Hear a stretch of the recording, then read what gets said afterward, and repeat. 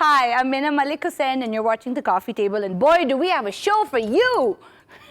I'm really excited. You know, I always am, but this is a really special show. You know, it's the summer holidays and a lot of people are traveling abroad, but a lot of people are traveling here. And the two gentlemen with me today on the show have traveled everywhere.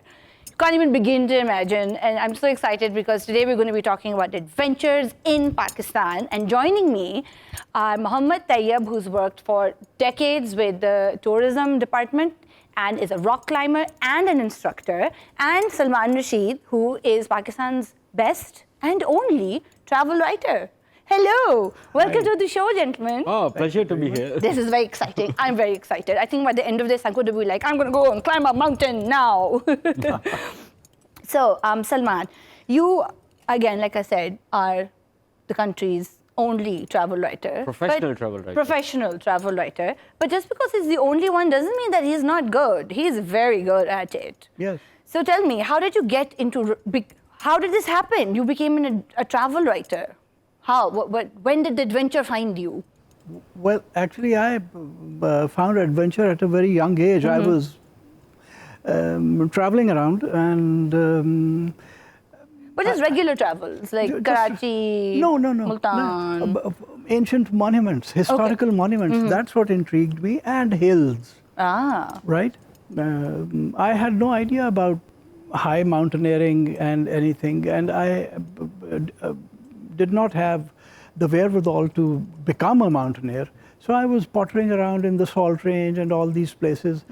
And then I was a very, very ignorant young man.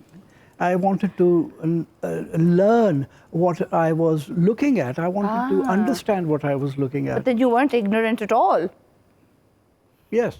Well, you wanted to know what it was that you were discovering. So then what did you do? And then I started reading. And I read, and I went to the places that I read about. Oh, excellent. So what did you read? Where does one start? Well, now, of course, one starts with your books. But then, sort of, did somebody guide you in a certain direction? That, oh, read this? Or did you just sort of figure it out? I used to live in Karachi, and I asked someone, where can people find books that tell you about old times? And someone said the archives department, and the archives department was a dumpy little place in those days. This is 1980. And at the archives department, they made fun of me, and then this elderly gentleman, seeing me, he says, come here, you. And he says, you boy. Yes. He says, you want to read about this and this? I said, yes. He says, the library you're looking for is the Department of Archaeology Library, and it's so-and-so place in Karachi. Oh. So that's where I went.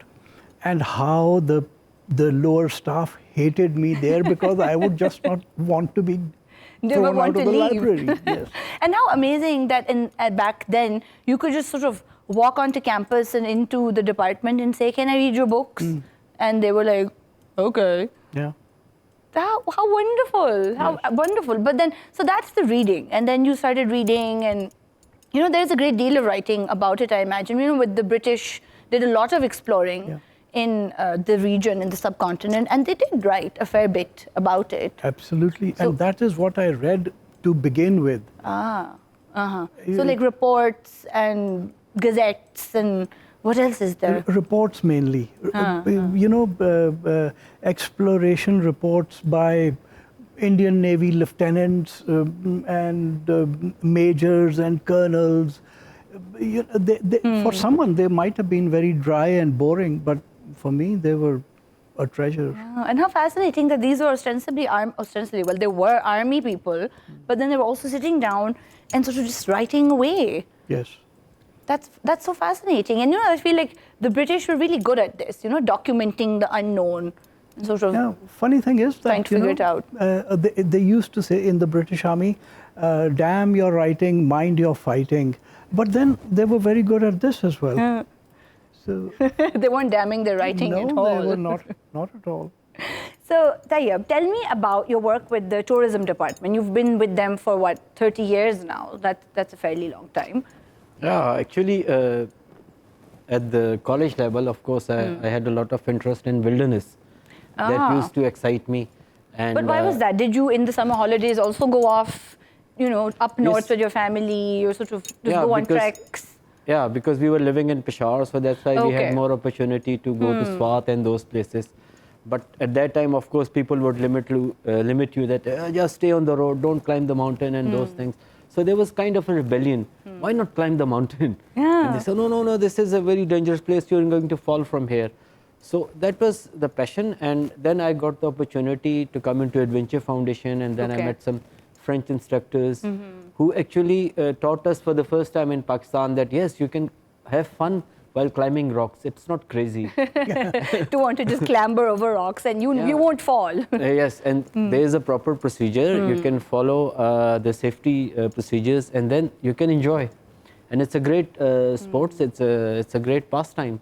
And so when was this around? So what kind of year was this? It was in the 80s. In the 80s. So there was these Frenchmen working with the Adventure Foundation. Yes, they used to come once a year, and they used to do high mountain guide courses here for a month in the Karakorams. Right. And before that, I used to do camping. I used to do trekking. Trekking was the main pastime, and that's when I met Salman Saab. So already, you see. Did you meet him on a mountain? No, actually, I met him on a hill, so on a cliff. Like, oh, hello. No, it was interesting to meet him in Lahore. But he was able to kindle my spirit. On flat land. Yeah, in the sense that he was one of the very, very few people who said, do what you like. Because in this age, everybody's saying, hey, don't be crazy. What are you doing? Just climbing rocks and mountains. And there is no future. No?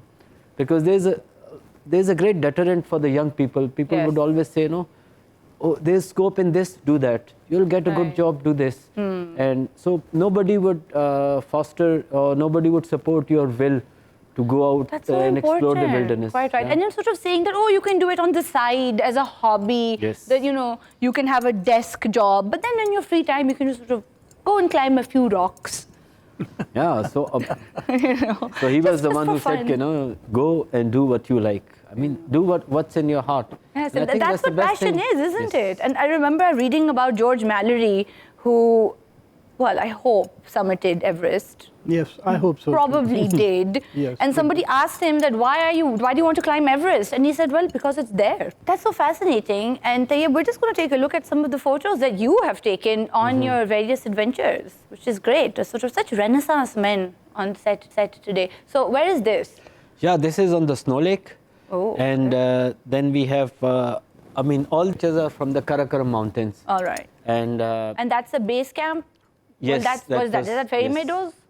No, that's the only place I know. Yeah, this is the picture I wanted to speak to you about. This is the only place in the world where you see 4 8,000-meter peaks from naked eye. There's no other place in the world where you can see 4 peaks, and there are only 14 peaks above 8,000 meters. So that place is called Hondogorola. Wow. It's 5,600 meters, and you can do it on a track when you're going to the K2, on the K2 track. So that's a K2 is not place. one of those 4 peaks. K2 is one of those 4 peaks. Right. There is K2, there is Broad Peak, there is Gasherbrum 1, and there's Gasherbrum 2. Wow, they kind of ran out of names after one. And actually, you can see other peaks also like Gasherbrum 3 and Gasherbrum 4. But those peaks are not above 8,000. So they don't come in the first club, but yes, they come in the second and third club. And this place, I mean, if you go down, this place is also called the throne room of mountain gods. Oh. You see, Galen Rowell gave it that name. Galen Rowell was an American mountaineer and photographer. Great photographer. He's the author of this title for this place. The throne of the mountain gods. Throne room of the mountain gods. That's so wonderful and so sort of reminiscent of Peer Gynt also, you know, this whole sort of literary undertones. I'm a literature person, so I'm always like. And so these are the peaks that you see from your naked eye. I mean, wow, it's not that's that tremendous. you can see that. Yeah, and it's also a beautiful place. It's the highest glaciated area outside the poles. I mean, if you read apart from north and south poles, and this is the area. And unfortunately, it's not too far from the highest battle zone from Siachen, but that's further away.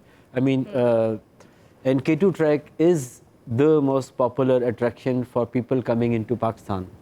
And Right. even when the situation was not so good, a lot of people were still coming Were because, still coming. I mean, where can you find K2? Directly. Nowhere else. You have to do it. You have to come over here. So, It's nowhere in the world, yeah. yeah, quite right. So, Salman, I believe you are quite familiar with K2, as you've written about in your book, which I have here because I've read them. It's called Apricot Road to Yarkand. Where is Yarkand?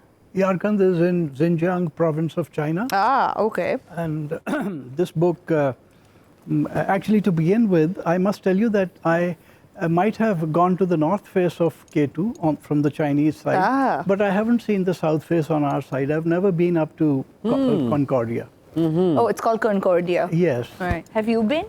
Yes, a lot of times. Oh, wow. Actually, it's very interesting. We call it Concordia because one of the first explorers who came in the Karakorams, because the British, they used to write.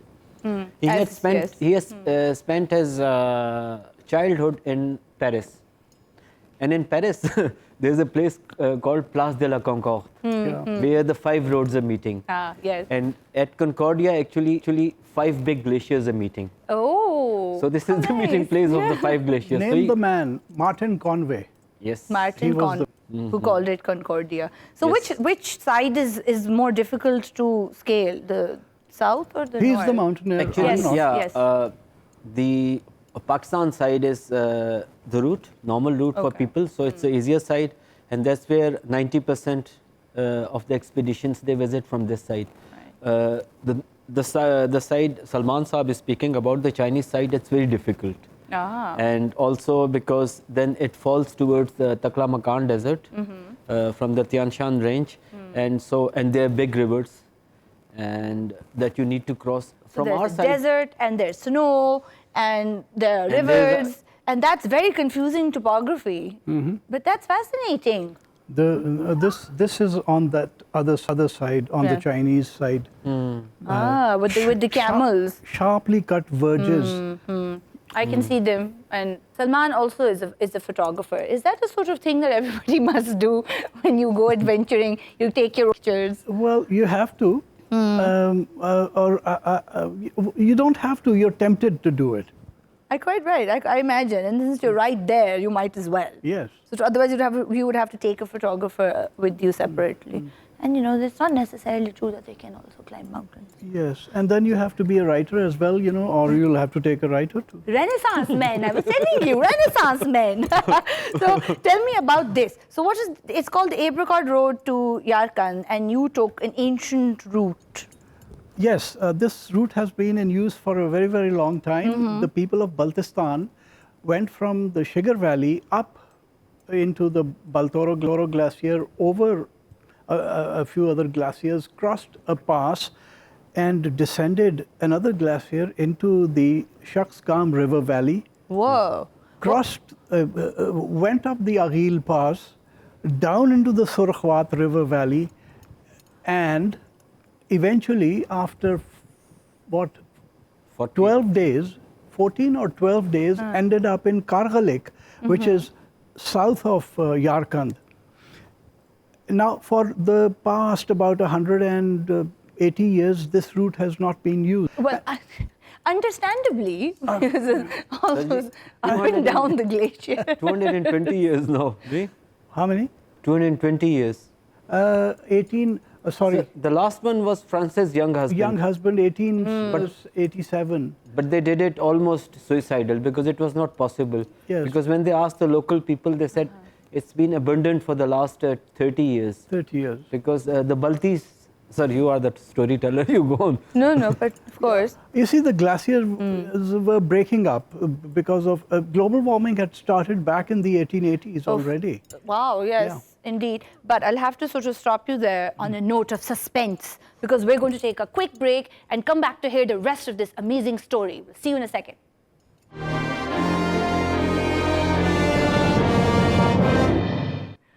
Hi, welcome back to the show. We left you on a cliffhanger, quite literally. So this path, this Apricot Road, hadn't been used for 200 or so years. Yes. Understandably, because it involved a great deal of up the glacier, down the glacier, through the pass, cross another glacier to reach Yarkand. What is in Yarkand that it was so sort of necessary to arrive there for Baltis? You know, this is moot. There are 600 houses of Balti people in Yarkand. They do not speak Balti anymore. They did until about 1875 or sometime when Shaw, young husband's uncle, what was Shaw's full name? I forget. I forgot. If you guys know, let you tell us in the comments if you know. Shaw was there and he saw these Baltis and he heard them speaking in Balti. Even the guide who came with young husband in 1887, even he was capable of speaking Balti. Now they don't. Right. So these Baltis had been living there for some time in the past. We don't know when. I've sort of discussed that in my book. And, you know, they used to frequently come back to Baltistan to meet old families at home. Oh, how nice. Because, of course, one should sort of go home and meet one's... Sir, I think they went there because of the silk. Because this whole area of Sinkiang was known for silk. No. There are two things. When the Mughals invaded, if you read the Tarikh-e-Rashidi of Mirza Haider Daulat, the Mughals invaded Baltistan in the 1520s, and there was a good deal of killing and looting and plundering. I don't know what those people were plundering. The Mughals must have been real beggars to have come plundering in Baltistan, where they only had apricots and a little wool.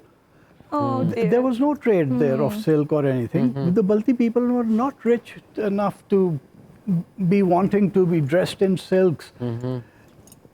They escaped from something, and there are two cases. The Tibetans took over Baltistan in I think 700. that was the main reason. They could have escaped from here to the Baltis escaped when the Tibetans came to Kashgar, Yarkand, or they escaped during the time of the Mughal invasion. And then shortly afterwards, you know, things cooled down, there was this exchange of ambassadors. And the apricot is from an apricot that grows in Shigar Valley of Baltistan, which is called Yarkanpa, which in Balti means the one from Yarkand. Yeah, that's very interesting. How fascinating. So now, so either those Baltis or they were escaping, they were refugees. They were refugees, yes. Or they were just maybe even exploring, but it's more likely that they were refugees.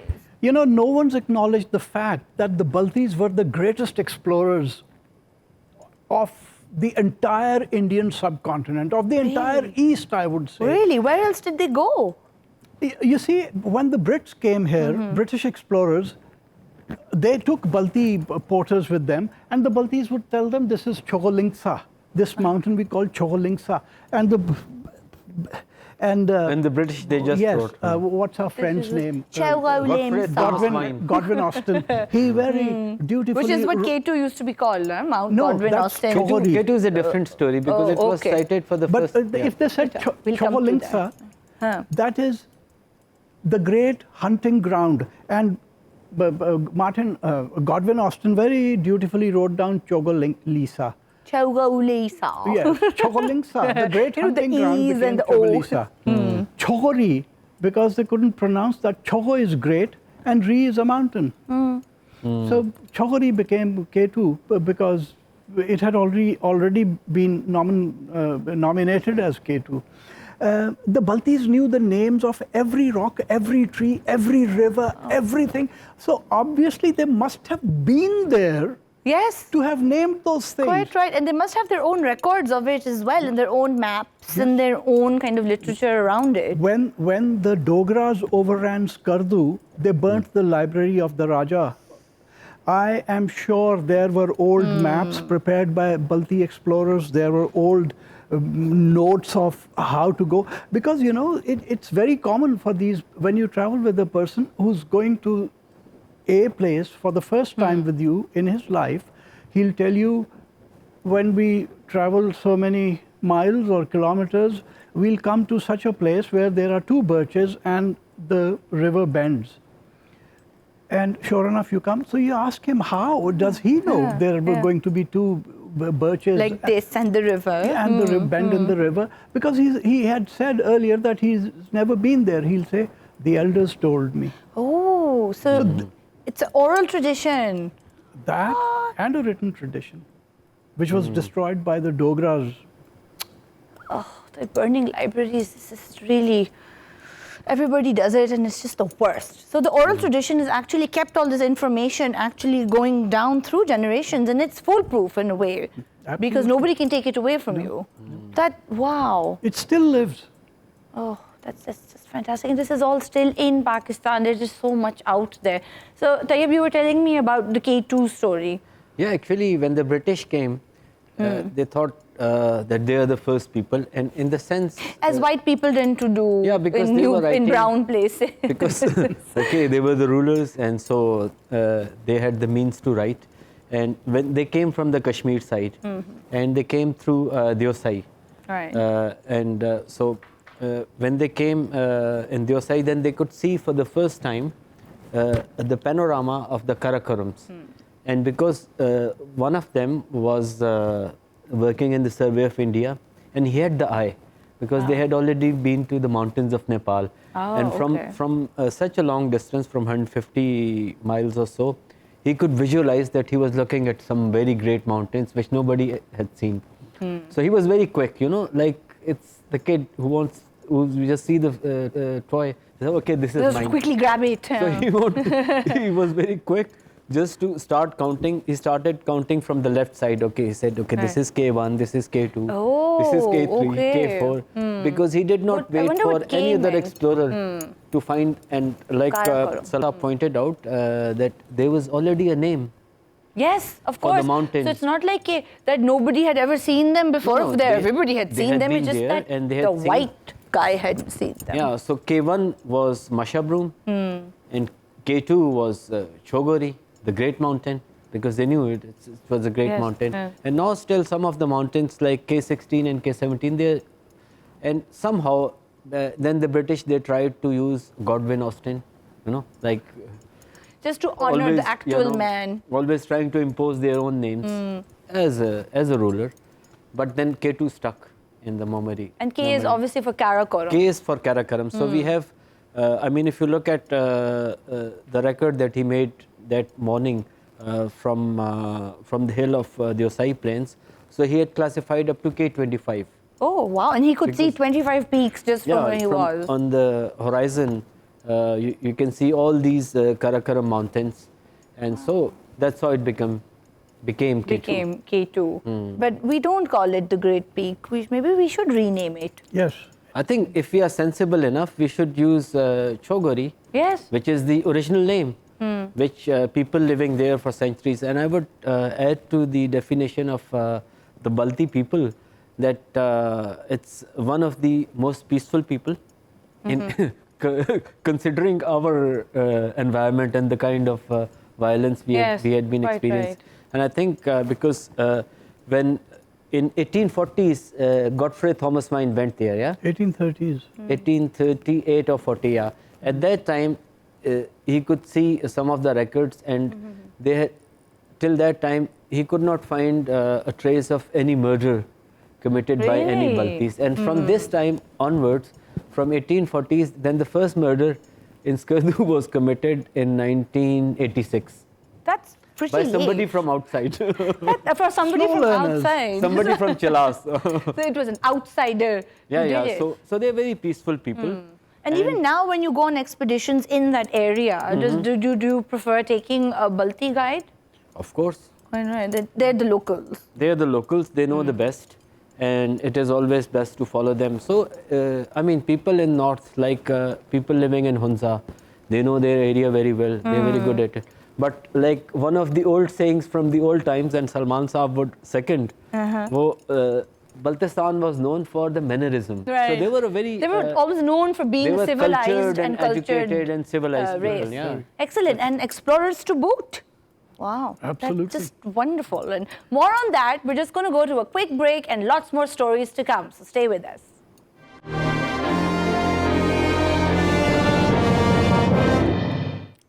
Hi, Hi, welcome back to the coffee table. More adventures as promised. I think I'm just really enjoying this more than anybody else. So, Salman, I have your first book with me, which is called Riders on the Wind, Travels Through Pakistan. Excellent book. All of these books are really wonderful. And I'm not just saying this because I've, got a captive audience, but it's really true. So, Salman, tell me, how did this book happen? This is the first. This is the one that began it all. Yes. This is an anthology of my earliest newspaper pieces. Ah.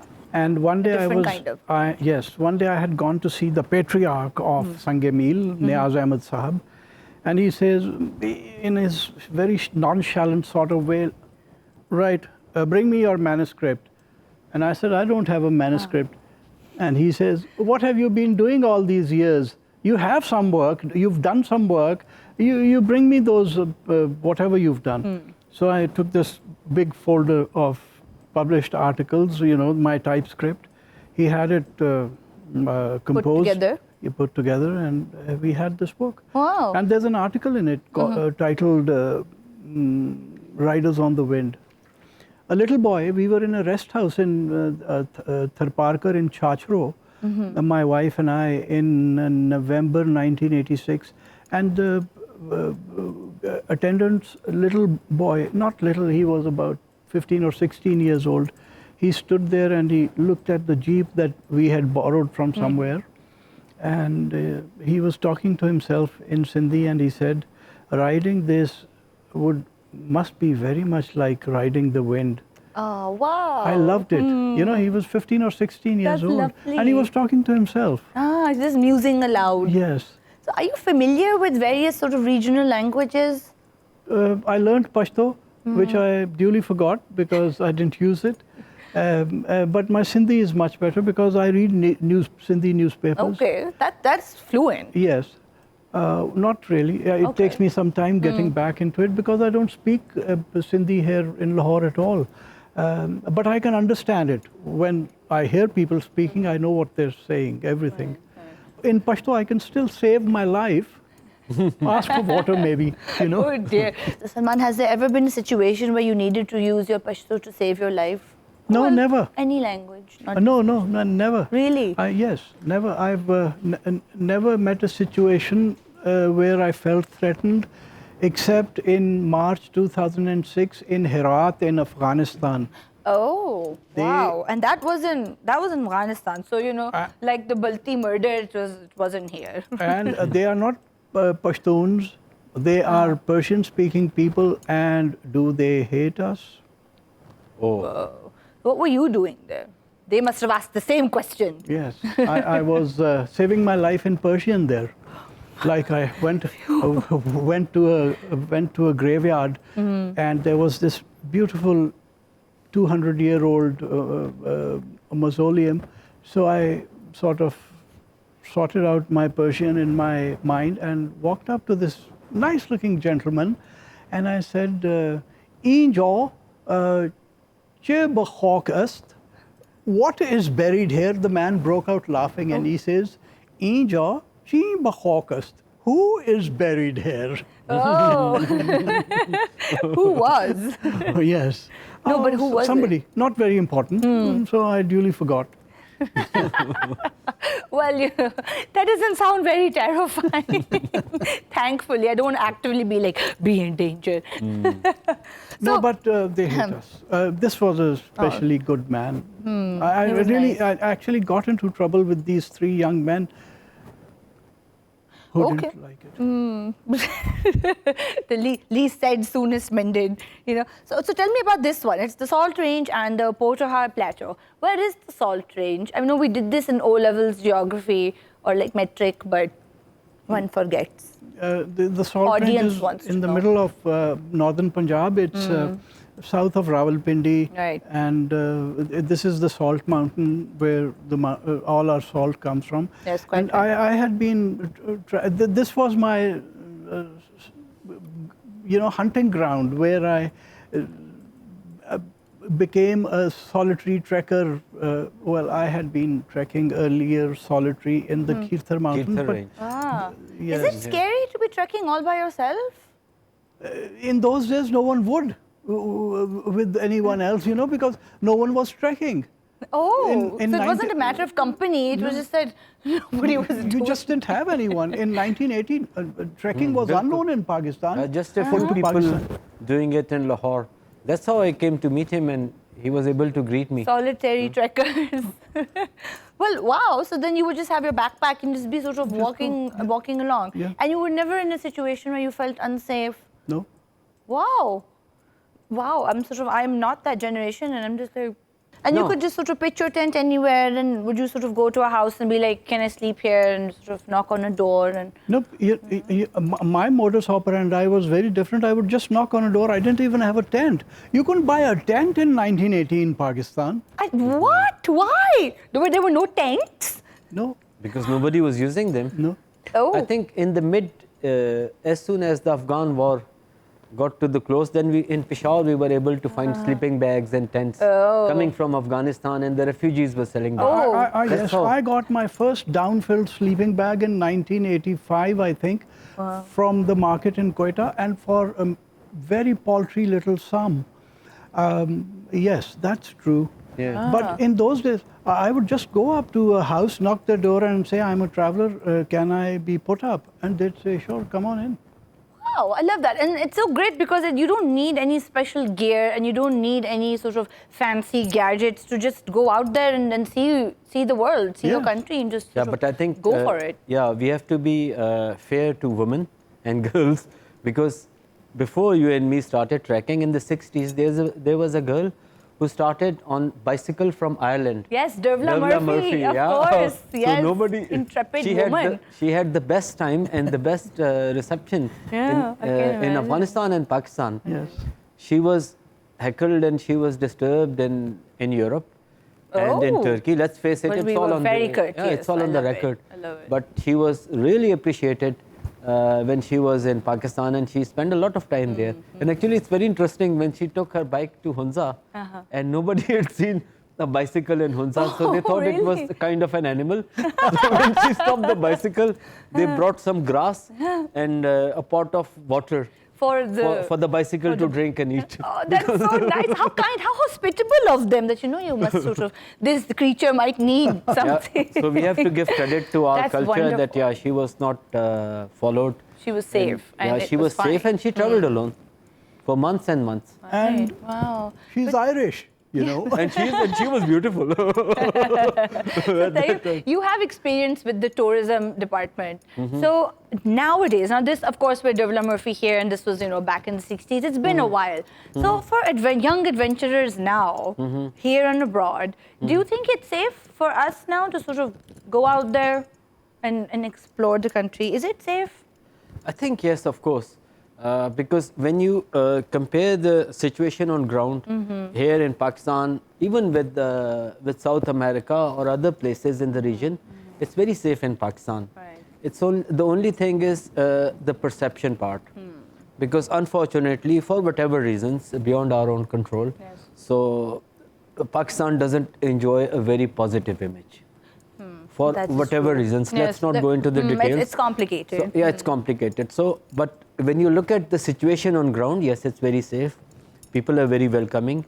And all those travelers who are traveling through countries, there are a lot of people who come on bikes and or even big bikes, and they travel through 15 or 20 countries. Take account of any of those people, and they would tell you the most hospitable and understanding and tolerant people that they encounter, they are in Iran and Pakistan. And so this is a strength of our people, that they are hospitable and that they are welcoming towards the travelers. And we have had good times. We have never had trouble. You have to talk to the people. And the best thing is that there's a way to do it. Yeah, and as long as one is respectful of customs and doesn't make a nuisance of oneself, exactly. It's okay. And it's great with Pakistan. There's something for everyone, Absolutely. There are mountains, there are deserts, and there's the coast, and that's just fascinating. I just find it really fascinating. Yeah, like this year, we have been on the top 10 list of the Forbes. Ooh, for what? For being the most attractive country to travel to. Because there are many lists. So just checking. And also the British backpackers. Backpackers are the people who don't have a lot of money, So they can't buy smiles just by paying heavy tips. They have to depend on the real attitude of the people. Right. And they say Pakistan is the #1 country to travel. Wow. Because people really like, and our people are more welcoming. I mean, I'm not talking about the elite and the upper people. I'm talking about the normal people on the streets. They like to interact with the foreigners, and they're very welcoming. So that's our strength. That's very comforting. That's quite reassuring also, because I think that maybe there is now an interest in wanting to sort of go on these adventures. And I'd like to add one thing here. There was this young English filmmaker, Emily, I forget her last name. We spent 5 or 6 days together. She ended up in Lahore with me, stayed with us for a couple of days. She and I traveled from Taxila down to Lahore along the Grand Trunk Road. She was doing this little film for my project. And everywhere we went, people would come to her, speak with her, girls and men, all sorts of people came to her. And somewhere around Jhelum, I said to her, Emily, do you realize that we are really a very, very xenophobic nation? She said, yes. And then from then on, this was a joke between us. Every time someone came up, xenophobia. Oh. Xenophobia. They just want to be friends with you. This is what everyone's been saying about Pakistan. We are a very, very xenophobic. Pakistanis are a very xenophobic nation. And But you know, we're not, and the proof of the pudding is in the filmmaker. yes.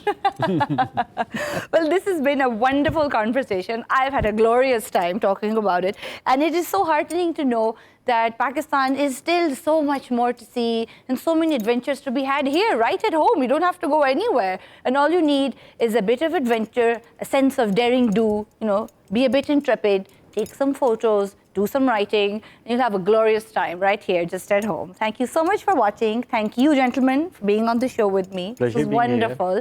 Thank you, guys. If you're watching this on YouTube, you know what to do. Like and subscribe. Talk about this with your friends. Read the books. And we'll see you next time. Bye.